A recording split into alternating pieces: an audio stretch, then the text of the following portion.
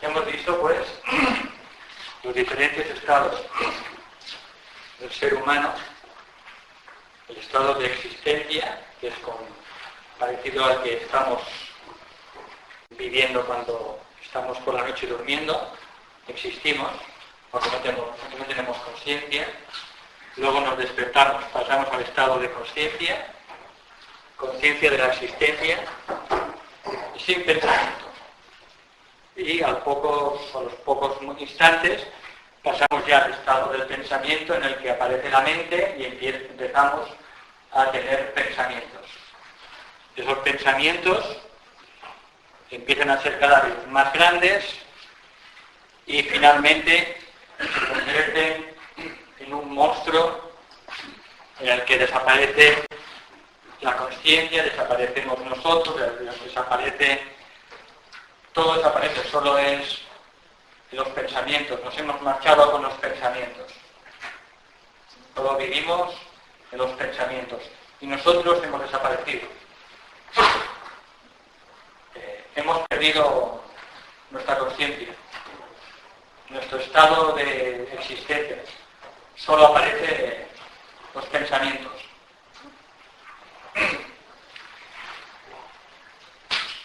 El objetivo del ser humano, hablamos del objetivo de las personas que están en el camino espiritual, consiste en estar en el mayor tiempo en el segundo estado. Es el estado de estar en la conciencia sin pensamientos. En el momento que se necesitan pensamientos para llevar a cabo un buen trabajo con nuestras responsabilidades, entonces estamos en el tercer punto del triángulo. Y siempre que no necesitamos pensar, entonces tenemos que acordarnos de volver a nuestro principal estado, que es el estado de la conciencia. Conciencia sin pensamientos. El mejor método para ello es, cuando no necesitemos la mente, acordarnos del gigante. Estar en la respiración. Observar la respiración como el aire entra y sale de nuestros pulmones. Y poco a poco, a medida que vayamos observando la inhalación y la exhalación, iremos experimentando algo que está detrás de la respiración. Hay algo que hace que la respiración se produzca continuamente sin nuestra propia intervención. Es lo que se llama en Oriente la pulsación. Todo el universo pulsa. Los soles pulsan, el universo pulsa, nuestro cuerpo pulsa, nuestro corazón pulsa. Todo en la vida es pulsación. Y detrás de la respiración, detrás de la inhalación y la exhalación, existe lo que se llama la pulsación. A medida que la mente se hace cada vez más curiosa, más inquisitiva, empieza poco a poco a contactar con lo que es la pulsación, que es una fuerza que está detrás de la respiración. Y esa pulsación, con el paso del tiempo, nos lleva a la pulsación sutil y finalmente alcanzamos el estado de conciencia pura. Cuando el ser humano o el aspirante llega al estado de la pulsación sutil, incluso la respiración se para. El pulso se para. El ser humano entra en el estado de bienaventuranza. Y cuando sale de él, de nuevo, pues el ser humano respira normal, los latidos del corazón son normales, de manera que el objetivo del ser humano es estar el mayor tiempo posible en el estado de conciencia, lo que se llama en Oriente la conciencia pura. Y siempre que se necesita, salimos de él a través de un pensamiento triangular, un pensamiento geométricamente perfecto, y cuando no es necesario, entonces volvemos al estado de conciencia. Los maestros no tienen pensamientos continuamente, porque los maestros y los iniciados viven siempre en el estado de conciencia, sin pensamiento. Y solo cuando es necesario llevar a cabo un trabajo concreto en la vida, en el mundo, entonces ellos descienden a la capa mental, descienden a la mente, desarrollan un pensamiento, lo elaboran, le dan energía, a esa forma mental le dan energía y esa forma mental tiene una manifestación y luego tiene un alcance, un propósito, un impacto en el mundo. ¿De acuerdo? Pero siempre que no es necesario pensar, llevar a cabo un trabajo, entonces tenemos que tener la habilidad para volver al estado de conciencia.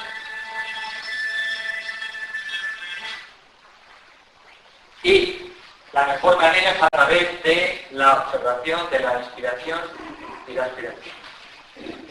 Eso es un trabajo que requiere mucha práctica.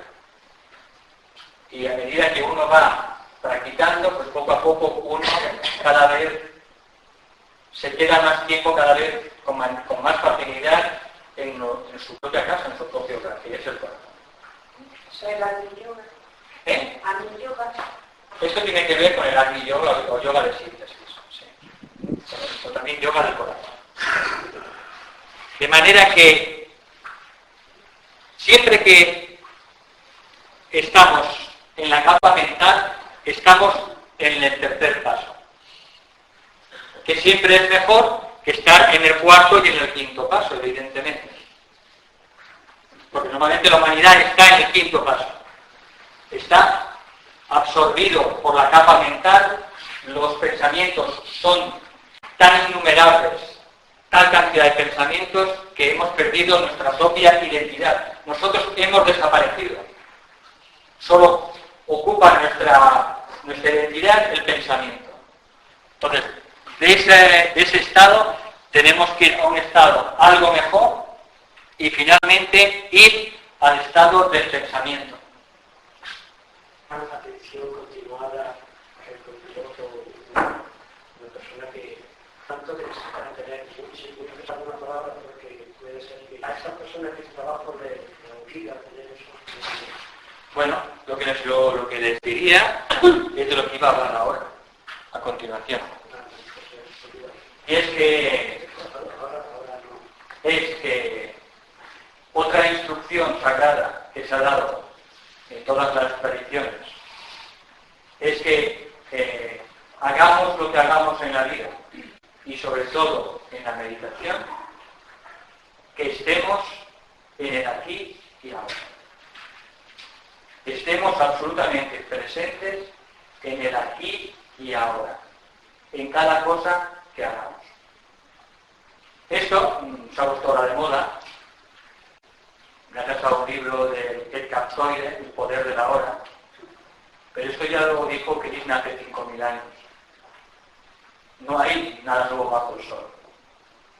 Krishna ya lo dijo que la única manera de llegar a la bendición de la existencia es estar en el aquí y ahora. Completar cada experiencia de la vida con su total profundidad. Estar con la mente en el presente. La mente inferior tiende siempre a irse hacia el futuro o hacia el pasado. Y raramente la mente inferior vive en el momento presente, que es, por otra parte, lo único que tenemos. Lo único que tenemos es lo que podemos experimentar nosotros aquí y ahora. Esa es nuestra única experiencia, la lección que vamos a sacar. Entonces, junto con estas instrucciones, se recomienda encarecidamente que nos acostumbremos a llevar nuestras actividades, nuestras responsabilidades con esta conciencia, de esta manera. Pongamos la mente y nuestro corazón en cada situación, en cada experiencia que tengamos. Y que llevemos a la culminación esa experiencia. Que nos ponemos por la mañana antes de meditar la ropa limpia y nuestro traje de meditar. Pues que lo disfrutemos al 100%. Que luego vamos a desayunar. Pues que disfrutemos al 100% y experimentemos ese desayuno. Que no estemos hablando o pensando en 100.000 cosas y no es el desayuno. Porque si no el desayuno, la experiencia del desayuno se evapora. De manera que la mente tenemos que obligarla a que se enfoque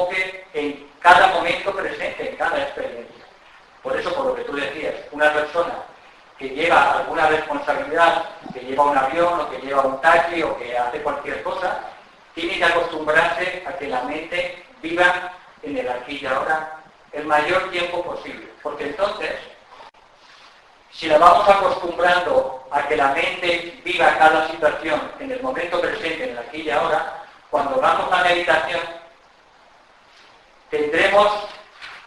obtendremos la profundidad que se espera de la meditación.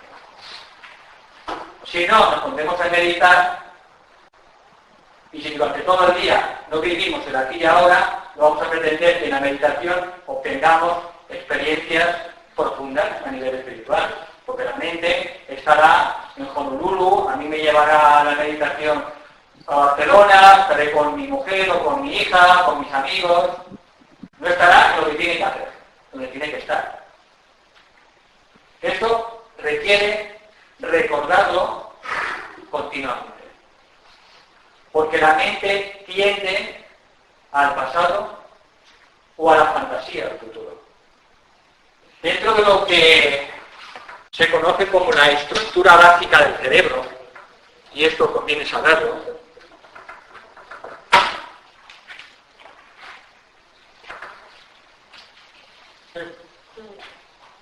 tenemos 3 cerebros, no uno. Tenemos el cerebro más antiguo, que se llama el cerebro reptil.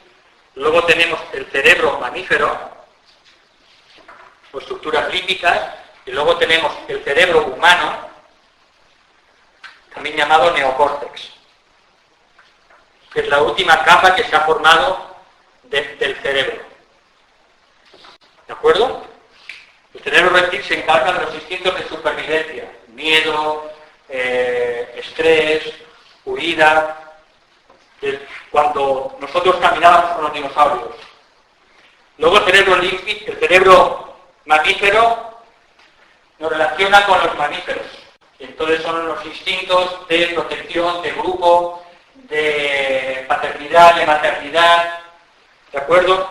Y luego el cerebro humano, que es el último en evolución, que es lo que se llama el neocórtex, es el cerebro racional. Pero dentro del cerebro racional, el cerebro humano, tenemos la parte delantera que se llama el lóbulo frontal, que es la parte más evolucionada, del cerebro humano. Pero el lóbulo frontal, se han hecho estudios que confirman lo que los yogis ya demostraron hace ya miles y miles de años, que solo se activa, nuestra parte evolucionada del cerebro, solo se activa cuando vivimos el aquí y ahora. Solo se activa el lóbulo frontal cuando vivimos cada momento presente. De manera que si vivimos o experimentamos cada actividad, cada experiencia con su máxima profundidad en el aquí y ahora, observamos la respiración. La respiración solo se puede observar en el momento presente, no se puede observar en el pasado o en el futuro, solo es el momento presente. Lo que estamos haciendo es activando la parte más evolucionada del cerebro humano, que es el lóbulo frontal. Y eso tiene repercusiones tremendas en la consciencia humana. Así pues, junto con estas instrucciones que estamos dando, es tremendamente importante aprender a vivir el aquí y ahora y sacarle a cada experiencia todo el jugo. Y recordar siempre que la mente siempre tiende a irse al pasado o irse al futuro. La mente interior siempre tiende a huir de la hora. Y eso requiere de un esfuerzo de la voluntad. Si no, no obtendremos las experiencias que podríamos obtener del trabajo de meditación. ¿Sí? Sí. Es muy fácil, ¿verdad? Sí.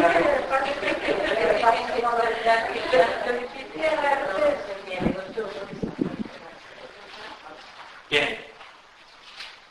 Junto con esto, bien, antes me preguntaban Sí, esto que estaba enseñando era Agni Yoga. El Agni Yoga, para algunas personas que nunca lo han oído hablar, el Raja Yoga es el yoga de la mente, que es lo de establecerse en el triángulo. ¿De acuerdo? Establecerse en el triángulo.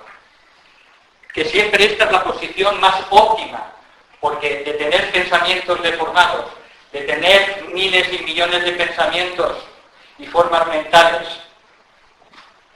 sin ton ni son, a tener unos pensamientos claros, lúcidos, de acuerdo al propósito del alma, beneficiosos y simbólicamente o geométricamente triangulares, y triángulo es una forma perfecta.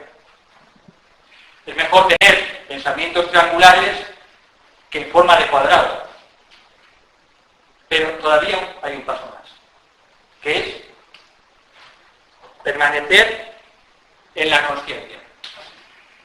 Siempre que no es necesario la actividad mental.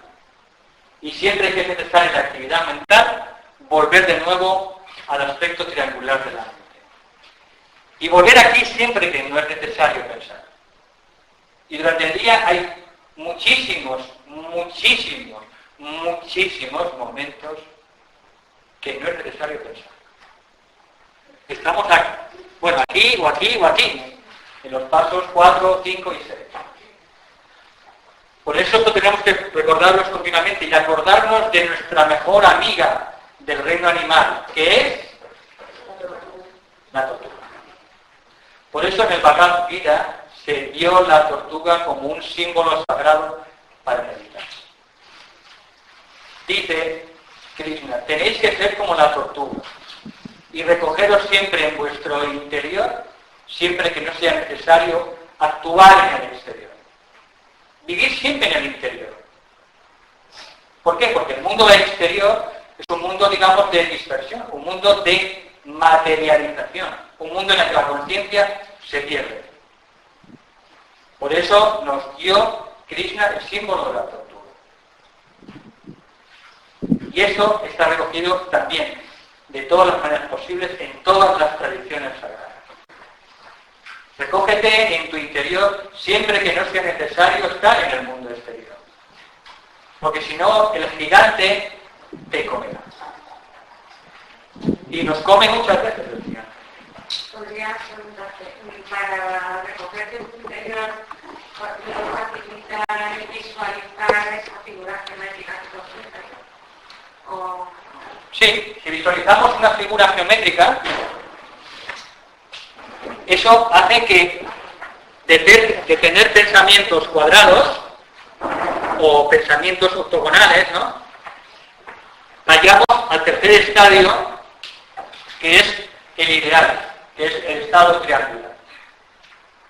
Pero podemos estar siempre en el estado triangular pensando, porque la mente no tiene límites, la mente es infinita. Podemos estar toda la vida eternamente visualizando y construyendo, porque la mente en sí misma es infinita. No tiene fin. Podemos estar siempre creando infinitamente, eternamente creando. Se trata es de intentar dar un salto vertical, no horizontal. Por eso hay momentos para visualizar, momentos para los pensamientos simientes, y luego hay momentos para intentar estar en el segundo estadio, que es el objetivo principal. Porque lo más fácil es estar aquí. Bueno, más fácil es estar aquí. Y con dificultad estamos aquí. Pero el siguiente paso es ir al segundo estadio, que es vivir como la conciencia. Sin pensamientos. Cuando es necesario estar en la piscina, estamos. Pero siempre que sea necesario, hemos de volver a casa.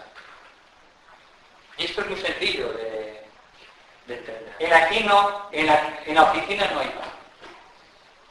La paz con mayúsculas, el estado de bienaventuranza, lo que llaman los orientales el estado de ananda, de la felicidad humana, con mayúsculas, no está aquí. Es nuestro hogar. Pero es que la mente es tan habilidosa que siempre intenta huir de la casa. Siempre intenta que nos fuguemos de su hogar. ¿Por qué? Porque la propia mente no quiere quedar absorbida por el corazón. ¿Qué pasa cuando un trozo de hierro se pone al lado de un imán? Está varios días al lado el trozo de hierro del imán. ¿Qué ocurre? Pues lo mismo, cuando el trozo de hierro de la mente se queda cerca y imantado del corazón, la mente queda absorbida finalmente en el corazón. Y ese es el objetivo final. Y cuando es necesario, vamos a una oficina, trabajamos. Lo mejor que sepamos. Haciendo las cosas como los mejores. Como dice el maestro Kutumi. Cada cosa que hagas, hazla como si fuera para Dios, no para los hombres. ¿A ti qué te importa lo que digan los hombres, sus comentarios? Tú hazla para Dios cada cosa que hagas. Y si eres ama de casa, hazla lo mejor posible. Si eres trabajadora social, hazlo lo mejor posible. Si eres madre, lo mejor posible. Sé perfecto y perfecta en todo, pero hazlo para Dios, no para los hombres. Pues, y cuando es necesario, trae la oficina, tenemos que regresar a nuestra casa. Y eso es lo que se llama la ciencia del corazón. El Agni Yoga, el yoga de síntesis. Y es lo más sencillo y lo más complicado. Porque el ser humano nos complicamos la vida. Y tenemos este mundo porque lo hemos complicado. Hemos sabido crear un mundo sencillo. Lo más grande es simple, sencillo. Pero la mente lo complica todo. La mente lo separa todo. La mente nos separa unos de otros. Separa una religión de otra. Separa un grupo político de otro. Separa a un ciudadano de Andalucía de otro de Cataluña. La mente separa. ¿Por qué? Porque es su naturaleza, es el análisis. Y el corazón es la síntesis. En el corazón nos encontramos todos. La mente separa, el corazón no. Por tanto, nuestro objetivo final es siempre regresar a nuestra casa al corazón. Y esto tenemos que recordarlo continuamente. Cada uno irá encontrando su manera de llegar a su corazón. De manera que vivir aquí y ahora, en el momento presente, eso es crucial si queremos en la meditación llegar luego a la experiencia con total profundidad. Y luego, otra cosa, que sepamos que cuando hablamos nos exteriorizamos y la consciencia va del mundo interior al mundo exterior. Entonces, hay que vigilar profundamente todas las palabras que decimos. Porque cada vez que hablamos nos exteriorizamos y estamos en el mundo externo. Y hay que iniciar el camino de regreso. Hablar lo menos posible. Estar en silencio el mayor tiempo posible. ¿Por qué? Porque estaremos entonces en la consciencia. No estaremos en el mundo de los 5 sentidos, en el mundo externo. Y nuestro viaje es un viaje del exterior hacia el interior. Durante miles y miles de vidas hemos viajado del mundo interior al mundo exterior. Ahora estamos en el circuito contrario, estamos viajando del mundo exterior al mundo interior. En el mundo interior se encuentra la solución de todo. Todo lo que anhelamos en la vida, todo lo que buscamos, los mejores logros, los maestros, todo, absolutamente todo, está en nuestro interior, no está fuera. Busca el reino de Dios en tu interior y lo demás se te dará por añadidura. Entonces la clave maestra de un buscador está en ir hacia el interior, porque ahí encontrará todo lo que está buscando. Y hablar es un proceso contrario. ¿Sabéis? Los maestros no hablan. Los iniciados prácticamente no hablan. Se comunican telepáticamente. ¿Cómo son capaces de comunicarse telepáticamente? Porque es que han aprendido el impacto y la potencia de lo que es el verbo. Nosotros somos aprendices de la ciencia del sonido. Entonces, tenemos que darnos cuenta de que tenemos que hablar mucho y mucho menos. Aquí cuando meditamos y enseñamos, se crea una energía, un egregor espiritual y positivo. Si hablamos y hablamos aquí, ese egregor se disuelve, desaparece. Las energías que hemos creado aquí no se quedan, se disuelven.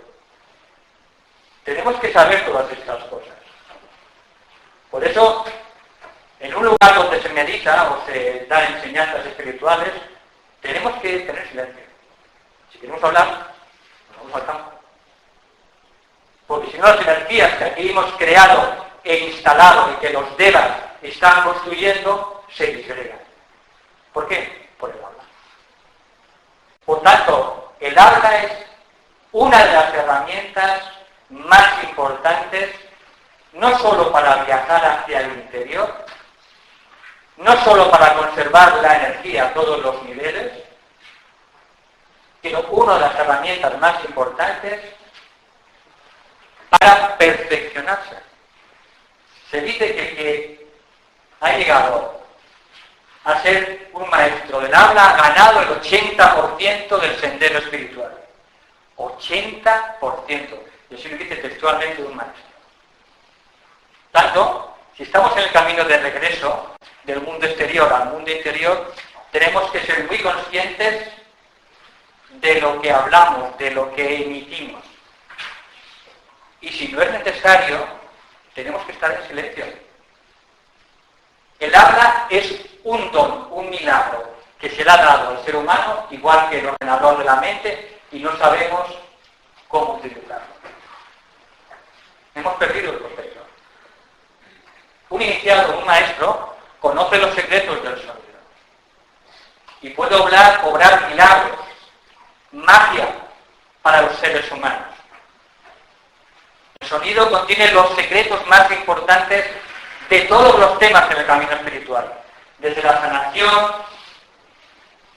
a la evolución de la conciencia, no hay ningún tema en el que el sonido se pueda aplicar para acelerar la evolución de esa área, de la actividad humana. Por tanto, tenemos que ser muy responsables de lo que emitimos, entendiendo que cada vez que hablamos nos exteriorizamos y que vamos en sentido contrario al que nosotros pretendemos, que es ir de fuera hacia adentro. Por eso, en el libro A los pies del maestro, un libro muy sencillito que dio Krishnamurti cuando era todavía muy joven, el maestro que lo inspiró, que fue el maestro Kuthumi, le dijo, antes de hablar, piensa si lo que vas a decir es bueno, verdadero y útil. Y si lo que vas a decir a continuación no es bueno, verdadero y útil, quédate en silencio. Porque no crearás consecuencias. Por tanto, el tema del verbo es un tema también importantísimo si queremos que todos los esfuerzos que vamos haciendo estén en sincronía, en sinergia, para llegar hacia la meta que nos hemos propuesto. ¿Alguna duda sobre este tema?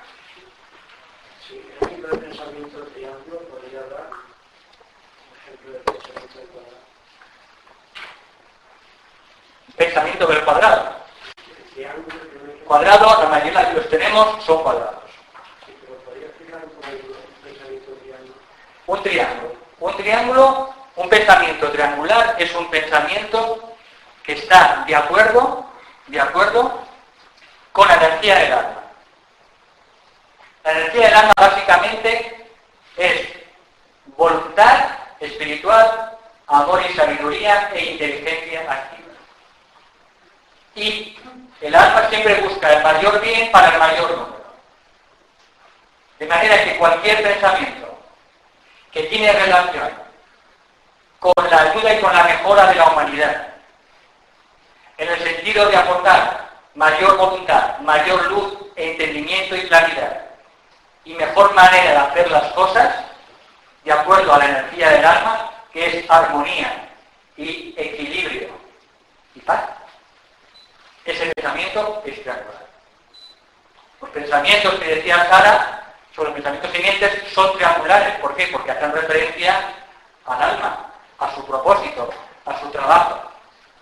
Un pensamiento que tiene que ver pues con tu trabajo, a lo mejor, para ayudar a una persona que está enferma, esos pensamientos, cuando son completamente altruistas, son triangulares.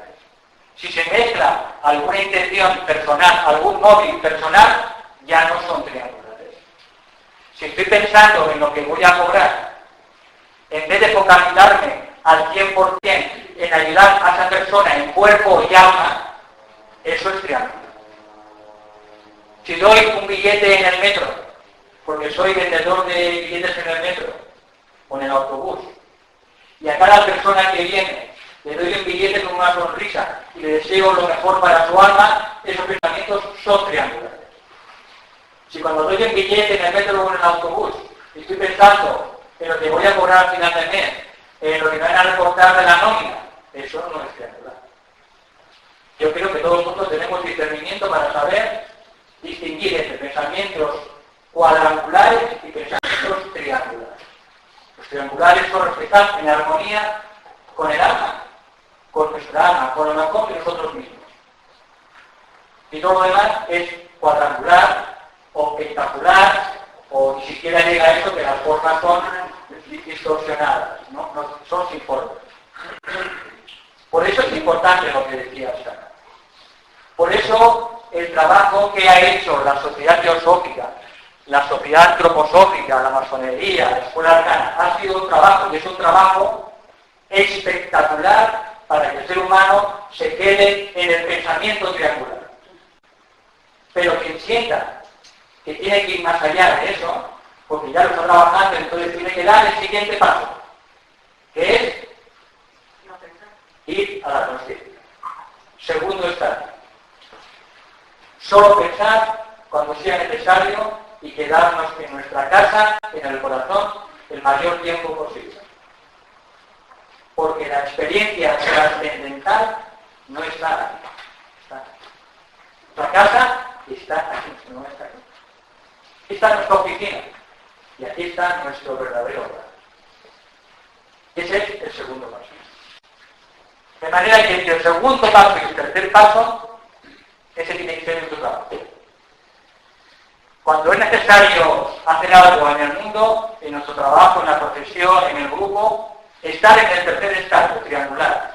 Y cuando no es necesario, volver al segundo estadio, volver a nuestra casa, el estado de la conciencia. No tenemos que estar pensando continuamente y fabricando pensamientos, ¿no? Nadie nos obliga a ello. Tenemos que relajarnos. Tenemos que descansar. Tenemos que estar en paz. Paz verdadera. Con nosotros mismos y con el mundo. ¿Qué no tenemos paz en el mundo? El ser humano ha perdido el sendero para experimentar la paz. La paz del alma. No la paz de la mente. La paz que solo puede dar el alma. Y te paso, lo que vendrá es, un día es sentir la bienaventuranza del alma. Lo que llamamos la felicidad del cielo. ¿Qué es lo? La experiencia celestial no está aquí. Solo está aquí. Ese es el segundo paso. ¿Qué? Si te digo, pero lo hago muy difícil. Porque yo voy a salir sin chaladana. Cada uno tendrá que trabajar aquello que todavía pues, no ha trabajado lo suficiente. Pero tenemos todas las posibilidades por delante. estudiado algo de física cuántica sabe que con nuestras elecciones creamos nuestro destino. Cuando uno decide elegir una opción, esa opción se materializa. La onda se transforma en partícula, solo con tu decisión. Lo que uno decide, eso se manifiesta. Y eso es física cuántica. Tanto no es difícil. Todo requiere un tiempo. Nuestras decisiones, nuestras elecciones crean nuestro destino. Y nuestro destino es un destino glorioso. Y un hombre, un hijo de hombre o una hija de hombre se puede transformar, como esto se ha demostrado, en un hijo y una hija de Dios. Es que no son distintos a nosotros. Y lo que ellos han conseguido, nosotros lo podemos conseguir igual. Claro, ellos se han cincelado, han cogido el cincel, le han dado bien a su personalidad, han meditado, se han puesto en las manos de Dios para ser útiles a la gente, se han puesto como canales para servir a la gente. Él ha dedicado al estudio de las cosas sagradas. ¿Cuánto tiempo emplea la humanidad en alimentar su mente con conocimientos futiles que no tienen ningún valor? En sustituir estas lecturas intrascendentes que son para perder el tiempo, son entretenimiento, por lecturas espirituales, lecturas que den verdadero alimento espiritual a la mente. Hay muchos intereses en el mundo para que los seres humanos estemos entretenidos. Libros, televisión, muchas cosas.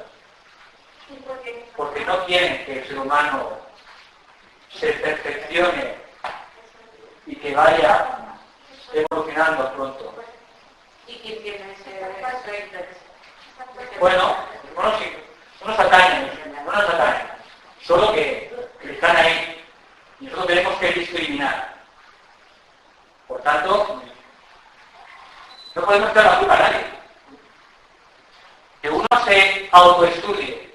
¿Cuánto tiempo yo dedico a nutrir y alimentar mi mente con lecturas intrascendentes o bestsellers ya? Bueno, esto. ¿Dónde están los libros más elevados que han repetido los maestros?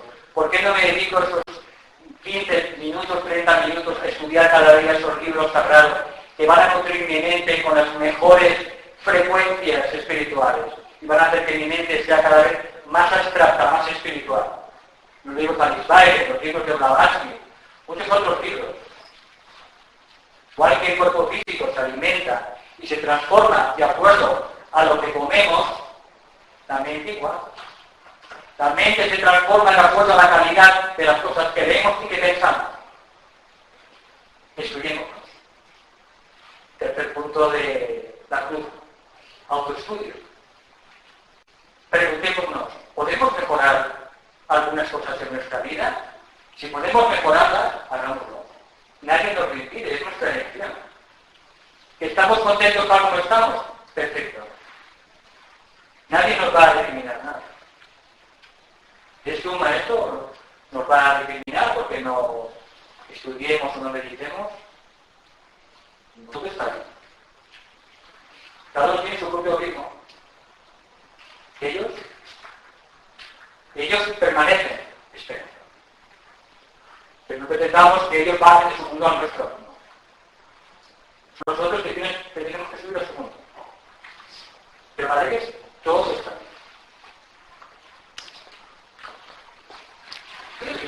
Bueno, hemos hablado por tanto de la importancia de la conversación, la importancia del habla, el impacto que tiene dentro de nuestra conciencia y la sugerencia de que poco a poco hagamos los primeros pinitos dentro de lo que es la ciencia de los sonidos.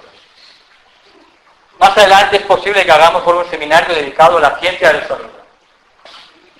Pero antes hay que trabajar un poco. El abecedario abecedario viene después del A, E, I o U. Entonces más adelante podremos hablar de otro seminario, si el tiempo lo permite, solamente sobre la ciencia del sonido. ¿Sí? Que habla del cuerpo que te molesta, eso que no lo tiene dentro de la aleja de ella, Como una agresión. El problema lo tienes tú, no lo tiene la otra persona. Que en la vida uno se encuentra de todo. Entonces lo importante hemos dicho que no es lo que nos pasa, sino es cómo dejamos que nos afecten las cosas. Pues si eso te pasa, tú tienes que entender que hay alguna cosa en ti que tienes que mejorar. Posiblemente te estés recordando que tienes que trabajar mucho mejor con tu propio sonido. Esto en psicología es básico, que los demás son espejos para nosotros y que lo que nos molesta en el otro, en realidad, nos molesta en nosotros. Estás recordando. Entonces uno se acuerda de eso, es hora de coger el pincel. Martillito, el pincel, clic, clic, clic, clic, clic, empieza uno a aplicarse. Cuando uno se va trabajando más y más y más, se hace por tanto cada vez más inclusivo, más tolerante. No le molesta nada de la gente. Y al final uno acepta a todo el mundo tal como es. Eso es ser inclusivo. Aceptar a todos tal como son. Con sus virtudes y con sus defectos. Mirad cómo se comportan los iniciados. Ellos excluyen a alguien. Ellos solo incluyen a la gente. No excluyen absolutamente a nadie. Por eso, un grupo espiritual es una de las mejores herramientas conocidas desde la antigüedad para aprender a autocincelarse. También la familia. La familia es el primer grupo espiritual en el que estamos, que nos ayuda a cincelarnos y animar nuestras aristas. Aprendemos a servir, a sacrificarnos, y por tanto es el primer grupo espiritual, la familia. Luego tenemos otro grupo más grande. Poco a poco vamos aprendiendo cómo trabajar en grupos cada vez más grandes. Trabajar en un grupo espiritual ayuda mucho a cincelarnos, a pulir las aristas, a ser inclusivos, a ser tolerantes. Pretender servir a la humanidad sin aprender los pasos previos en mi propia familia, eso es un espejismo. Intentar servir a la humanidad a través de la Cruz Roja o una ONG, cuando no soy capaz de dar cumplimiento a esas necesidades en mi familia o en el grupo más cercano, eso es un espejismo. Hacer curaciones para curar a la humanidad, con lo que tenemos que curar en nosotros mismos. No podemos pensar en hacer meditaciones para curar a la humanidad. Eso es como trabaja la mente. El primer servicio que tenemos que hacer es eliminar a un tonto de este mundo. Eso somos nosotros. Mejorar. Eso lo decía Pitágoras. Pitágoras lo decía, el maestro Kutumi. El primer servicio que tienes que hacer es que en este mundo haya un necio menos. Y ese eres tú. Eso es el mejor servicio que podemos hacer. Iluminarnos un poco más. Ser un poco más humanos. Tampoco es que esperar mucho. Ser simplemente un poco más humanos, antes de pensar en ser divinos. A través de ese proceso de autoestudio, uno es como entonces puede estudiar todas las áreas de su actividad donde puede mejorarse. ¿Nos podría hablar un poco del discernimiento, que es una herramienta fundamental para nosotros? De eso hablaremos en la parte del autoestudio mejor, Fernando, del discernimiento. Discernimiento es básico. Discernimiento es saber qué es lo importante y qué no lo es importante en la vida. Como dice Alfredo el Maestro, discernir es distinguir entre lo real y lo irreal. Distinguir entre la luz y la oscuridad, entre la enfermedad y la salud, lo que nos produce enfermedad y nos produce salud, o distinguir entre lo que nos da la muerte y la inmortalidad. Eso es discernimiento con mayúsculas. Discernimiento es una cualidad de Buddhi. El discernimiento pertenece a Buddhi, no a manas a la mente. Por tanto, cuando uno despierta un poco por el corazón, el discernimiento va siendo cada vez más fuerte, más potente. Y una vez, y cada vez uno va distinguiendo más lo real de lo irreal. Por tanto, fijaros, todo nos lleva al final al corazón. Ahí está la sabiduría, que es búdica. Está el amor, que es búdico. Está el discernimiento, que es búdico. ¿Por qué? Porque la mente es limitante. Y nuestra verdadera evolución comienza en el plano. Esto lo hará un poquito más. ¿Una pregunta más? Hablar del verbo, ¿qué significa? El verbo. El verbo está descrito en el Antiguo Testamento, en el Génesis, cuando dice, al principio era el verbo, y el verbo era Dios, y el verbo estaba con Dios. De manera que cuando Dios se manifiesta, la primera manifestación del Ser Supremo es a través del sonido, que es lo que se llama la vibración. A través de la vibración y el sonido se crea el color. Y a través del color se crean las formas geométricas. Y de las formas geométricas viene a la existencia todo lo manifestado. Por tanto, los pasos en la creación son sonido, color, geometría, porque Dios geometriza, y aquí las formas geométricas, los símbolos geométricos, los sólidos platónicos, y luego de las formas geométricas viene, por tanto, como consecuencia, como concretización, vienen todas las formas que conocemos. Por tanto, quien quiere trabajar subjetivamente y especialmente en los campos de la sanación, pues tiene que aprender que todas las cosas físicas son una precipitación de las formas geométricas de la naturaleza, del campo etérico. Y las formas geométricas son una precipitación de los colores. Y los colores son una precipitación del mundo de los sonidos o el mundo de la vibración. Entonces, esta mañana que lo más profundo y más elevado es el sonido. Más que los colores. Más las formas geométricas, no digamos ya que las cosas del mundo físico. No. Las escrituras hablan de la oscuridad, que la oscuridad llenaba el universo y se está refiriendo todavía un paso previo al sonido. De eso hablaremos luego en la meditación.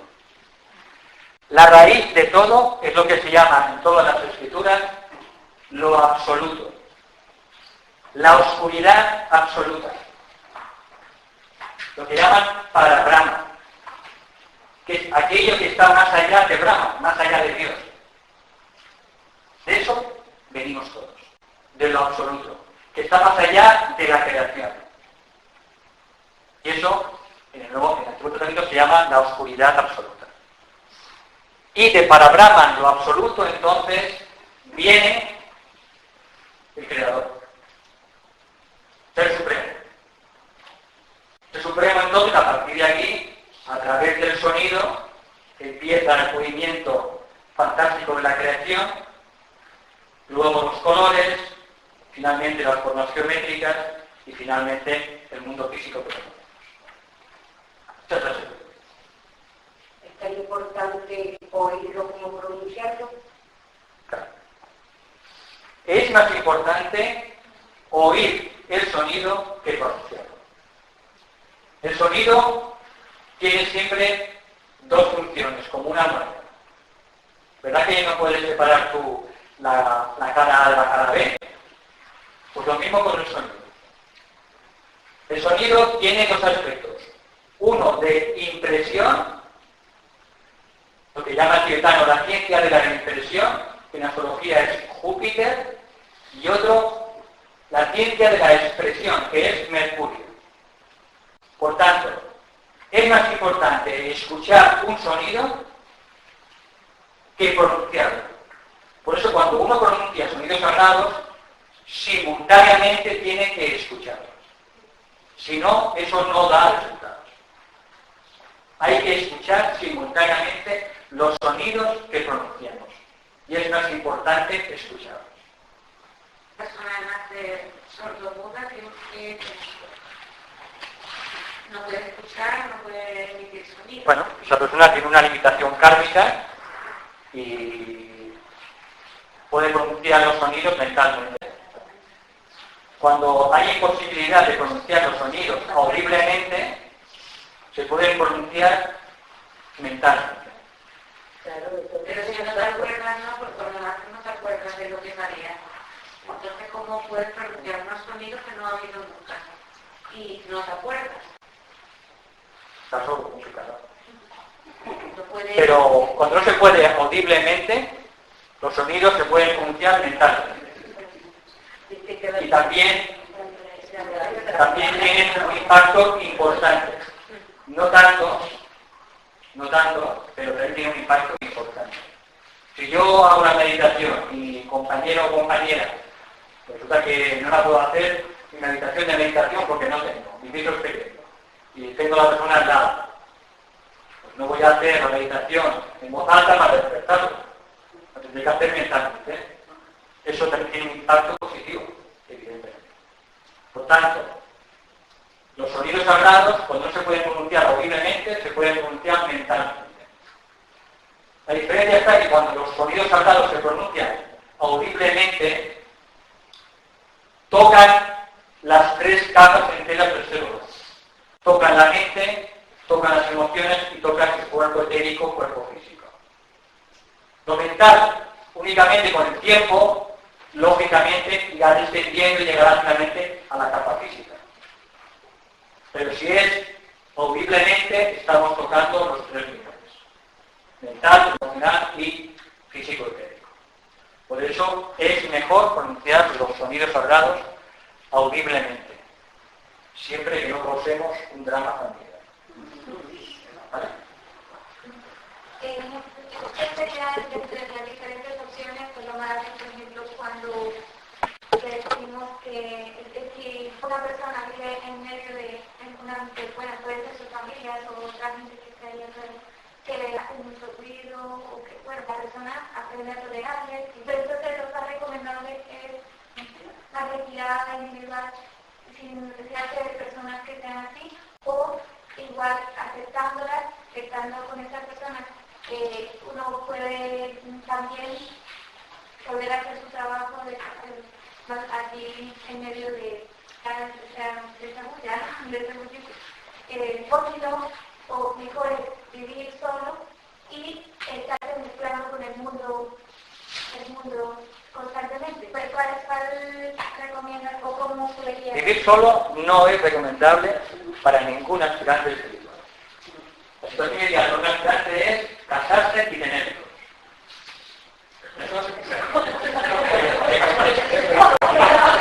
Hasta los maestros lo hacen. Hasta los maestros lo hacen. Entonces, lo de retirarse del mundo, olvidarlo porque es la mente que se está creando en este ritmo. El ser humano tiene que vivir en pareja y tener hijos. Esa es la espiritualidad de un aspirante y de un discípulo. Y eso hay que hacerlo con discernimiento y con sabiduría. Pues le dijimos, el seminario de la astrología, comparar las capas astrológicas, antes de para la familia, hacer las sinastrías, ver las compatibilidades, para asegurarnos que tenemos puntos suficientes para que la relación sea fructífera. Hacerlo con sabiduría. Esa es la manera de hacerlo. Entonces, uno tiene que vivir en pareja, es el estado ideal de un aspirante espiritual. Entonces, lo ideal es estar en el mundo y no retirarse del mundo. Porque retirarse del mundo significa que estamos fracasando a la hora de llevar la luz y el espíritu a un sitio determinado.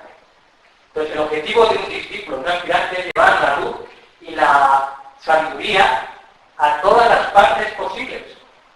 A su familia, a su trabajo, con los vecinos, con su grupo, a todo el mundo. Y en todas partes podemos llevar la sabiduría, el amor, la compasión.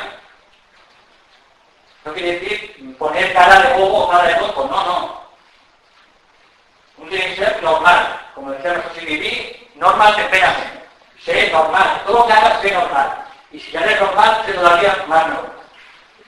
Ese es un objetivo. No hay que ser anormales, con cara así de... No. Hay que ser lo más normales posible. Uno tiene que tener la habilidad para llevar la luz y la espiritualidad a todas las áreas de la actividad. A todas las áreas de la actividad humana. Y tu ejemplo es lo mejor que puedes dar a la gente que está a tu alrededor. Apartarse, eso no es triunfar. Eso es una vida. Uno tiene que triunfar en todo lo que hace. Pues siempre la clave del problema está en ti, no está en los demás. Pero si tú eres un ejemplo para los de a tu alrededor, tu ambiente cambia. Cuando uno medita y el compañero no medita, el clima familiar cambia. Y esto es una experiencia continua. No hay que buscar que ahora sí mi compañera o mi compañero me hiciera más caso, ¿no? Y que fuera más espiritual, o que fuera una pareja así, una alma gemela. Esto es perfecto. Porque hemos fracasado en la pareja, que lo fracasó. Bueno, el fracaso no existe, dejando por aquí. Fracaso no existe en términos espirituales. Existen solo experiencias. Bueno, no ha funcionado la experiencia. Como fuera funcionado bien.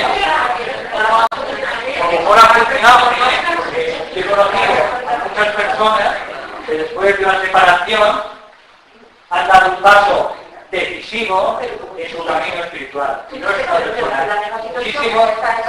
Muchísimas te conozco.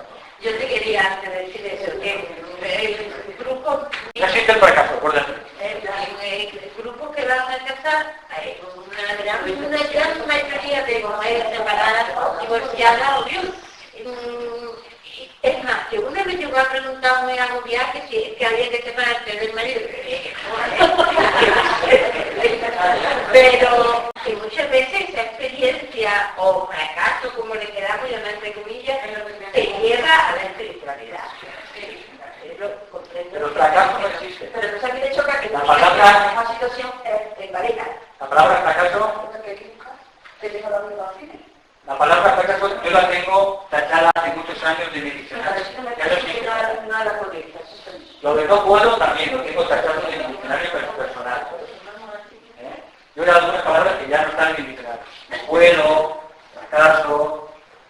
Uno tiene que autoestudiarse y ver qué palabras se está empleando en su vocabulario, porque eso nos está condicionando. Palabras que emitimos significan cómo pensamos, y eso nos está condicionando. Tenemos que reajustar nuestro vocabulario. No parte del autoestudio. Vamos a llamarle el dolor ese, por no haber conseguido lo que esperabas en la vida, te ha hecho a lo mejor buscar otras cosas. El tibetano dice que el dolor traiga la debida recompensa de luz y amor. Detrás de todo dolor hay una recompensa de luz y amor. Siempre.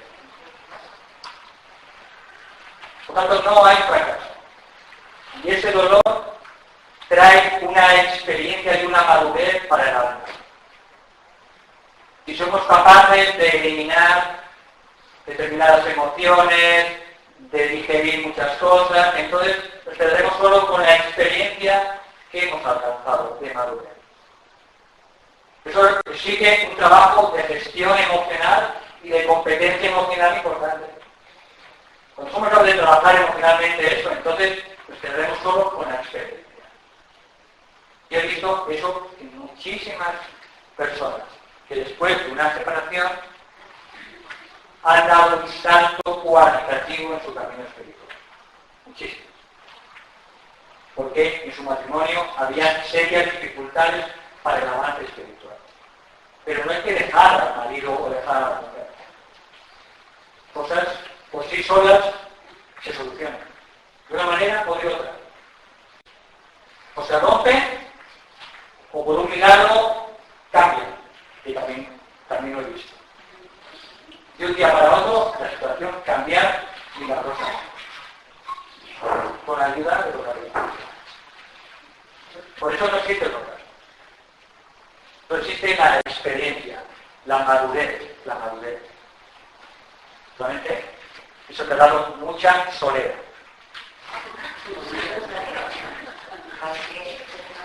Mira, estuve comentando el lenguaje, no es tan importante que practica el vocabulario, fracaso. ¿No sería algo parecido con tengo que, o es que también la voluntad va a acabar importante en la musicalización? El tengo que no sirve para nada. Eso dilata cualquier decisión que hayamos tomado. Tengo que significa que nunca lo voy a hacer. Entonces, el lenguaje expresa lo que sentimos y lo que pensamos en nuestro interior.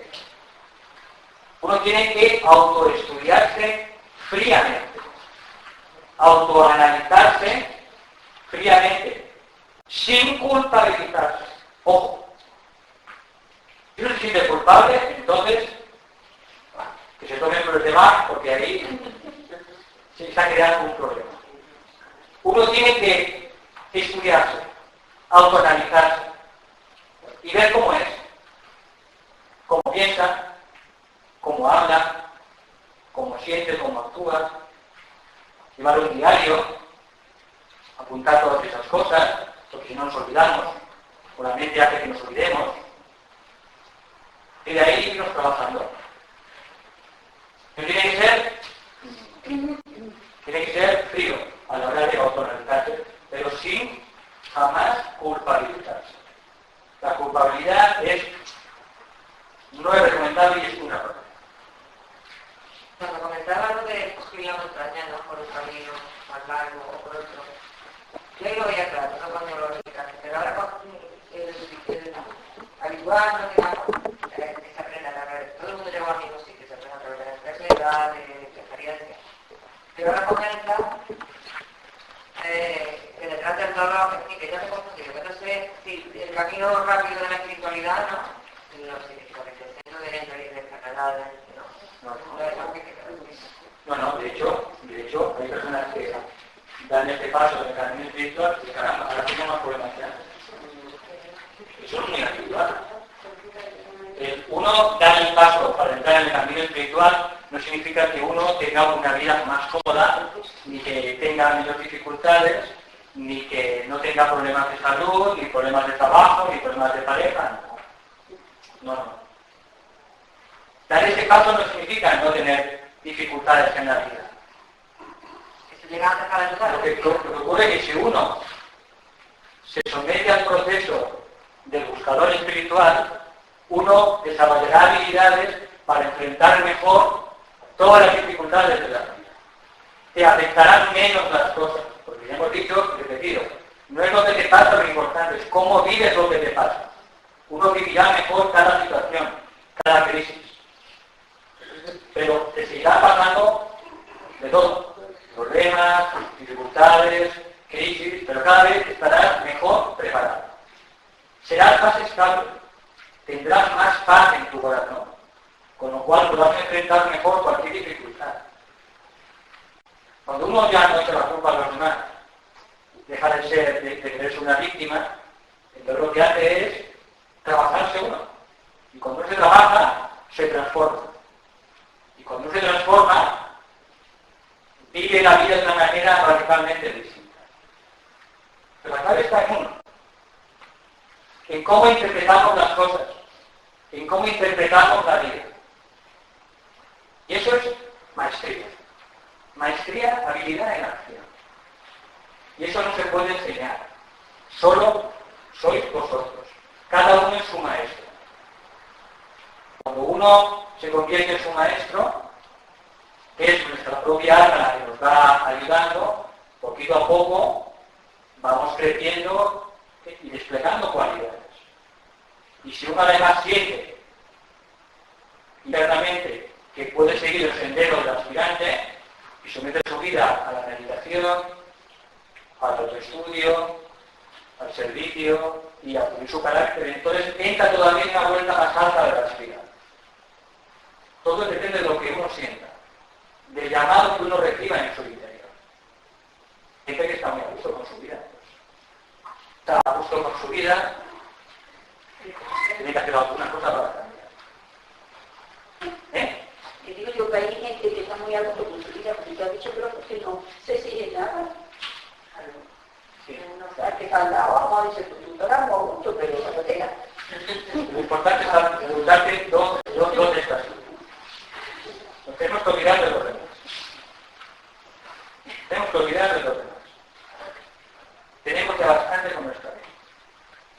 ¿Cómo dirigirla? Lo mejor posible. ¿Tienes hijos? Pues de la mejor manera que sepas. Hijos son grandes maestros. Entonces, los hijos son un espejo en el que nos podemos mirar. Entonces, por eso decía el tibetano que la mejor escuela es nuestra familia, nuestro cónyuge y los hijos. Tenemos que hacerlo lo mejor posible, a pesar de que a veces nos equivoquemos. ¿Verdad? Debe ser seres humanos falibles, pero no importa, nos equivocamos, no hacemos las cosas muy bien. Hay que seguir siempre procurando hacer mejor las cosas. A un discípulo no se le pide que triunfe siempre. Sería absurdo. A un discípulo solo se le pide que persevere. Que persevere.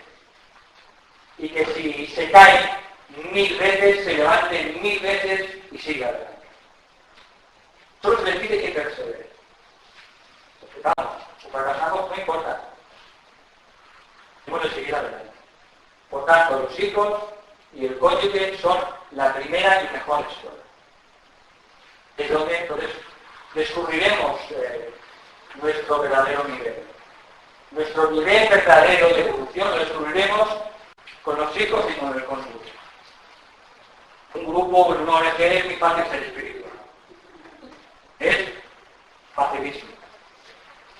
Pero ahí no veremos nuestro nivel verdadero. Nuestro verdadero nivel de conciencia lo encontraremos en nuestro comportamiento con nuestros hijos y con nuestro cónyuge. Entonces, cuando una persona siente que no nos hace suficiente, llevando una vida espiritual, ¿verdad?, de meditación, de estudio, familia, grupo, y siente que no hace lo suficiente, es un legítimo, ese sentimiento. No. ¿No? Esto le llaman el divino descontento. Y eso es positivo. ¿Sí? Llaman divino descontento. No depresión. Es mi culpabilidad. Pero uno tiene que estar siempre un poco insatisfecho. Es lo que llama el divino descontento. Que es esa capacidad, esa cualidad para seguir siempre adelante y no estancarnos y acomodarnos con lo que somos.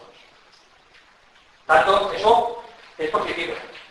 Otra cosa es sentirse culpable, que eso es patológico, o sentirse deprimido porque uno no consigue sus metas, eso es patológico. Hay que tener discernimiento para ver las cosas claras. Pero uno siempre tiene que tener el gusanillo de que uno puede mejorar las cosas. Es lo que llaman el divino descontento. Y eso es una cualidad de la alma. Si no, nos dormiríamos. Estaríamos todo el día en el sofá, fútbol, pizzas, en fin. El alma de vez en cuando nos da un toque para despertarnos. El cuerpo siempre tiende hacia la inercia, hacia la pereza. Y eso hay que tenerlo muy claro. El cuerpo siempre tiende hacia la pereza, hacia la inercia, lo que llaman cambios. Eso siempre se tiene que contrarrestar con aspiración ardiente. Con aspiración ardiente. Por eso en nuestras prácticas espirituales uno tiene que intentar siempre avivar la llama de esa aspiración. Siempre mirando hacia lo alto, siempre pensando en los maestros, pensando en la sabiduría. Y eso que ardiente es lo que también va contrarrestando esa tendencia hacia la inercia y la pereza del cuerpo físico, que es inevitable y consustancial al cuerpo físico, y más a medida que va envejeciendo. Pero eso se puede contrarrestar, solo con aspiración ardiente. Pero es que está insistiendo en algo, y yo creo que he hablado antes de deseo. Ahora está hablando del divino, no divino impaciente, sino el divino, el discernimiento entre el deseo, de dónde parte, porque explica bien el arqueocorte del discernimiento. Nosotros, al ser un ser de necesidades, en el momento que salimos de luz, en la parte entre los animales, al margen de las necesidades, yo quiero satisfacer una necesidad, que entonces la capacidad de definir o poner en compartimento tanto el deseo, pero tampoco entrar siempre en un deseo insatisfecho. Estamos contaminando el máximo actitud ante las cosas y tú ahora estás hablando de que es un buen estado, estar un poco insatisfecho. Ahí hay una mezcolanza que sí, efectivamente, hablando de tus. Y con esto cerramos, que son las primeras 5. Acordaros que le hablaba del divino descontento. Este divino descontento proviene del alma. No es una insatisfacción de los deseos, sino que es un rayo de la energía del alma para que la personalidad siga progresando y siga funcionando hasta adelante. Por tanto, es un descontento divino que viene desde nuestra propia alma. No tiene nada que ver con la personalidad. Pero es fácil, se contamina. No tiene que discernir. Tiene que discernir. Entonces el divino descontento y todo el tema de los deseos. La regla general para los deseos es moderación. La represión es malo, el excesivo abuso es malo y crea enfermedad. Por tanto, la norma general es moderación en todo. Moderación absolutamente en todo. Esa es la regla básica para la transmutación de los deseos. Moderación. Y cada uno tiene que irlo asimilando y pegando en su vida. Bueno, ¿os parece bien? Lo dejamos aquí. Falta de terminar. ¿A qué hora nos vemos? ¿A qué hora nos vamos? ¿A qué hora nos vemos? A las 4:30 estará bien. Porque como ahora los días son más largos, ¿no? Sí. Podemos, sobre todo por ti, pues una vez que comamos... Podéis aprovechar también pues, para pasear. Este lugar es un lugar sagrado. Eso yo lo he dicho algunas veces que he venido. Y aquí es un lugar especial para pasear, a la sombra, para estar en silencio. Esto es un lugar muy antiguo, porque ya venía en el Titán. Esto es un lugar sagrado que está protegiendo Córdoba. Por eso aquí Paqui y otras personas intentan apoyar este trabajo de las ermitas. Por eso lo que sobra aquí cada seminario se le entrega a las ermitas. Lo digo porque este es un lugar muy sagrado que podéis disfrutar preferentemente en sí. Paseando, Y esto es como las energías sutiles, pues nos pueden comunicar algunas cosas. Todo aquí. También la naturaleza es quizás la mejor maestra. Pero hay que estar en silencio, intentando aprender de ella, qué nos quiere hacer. Entonces hay que estar en silencio y escuchando. Os invito a que, a la sombra, paséis en silencio porque aquí podéis tener algunas experiencias internas. Hay muchas ermitas que los religiosos tienen la piedra, podemos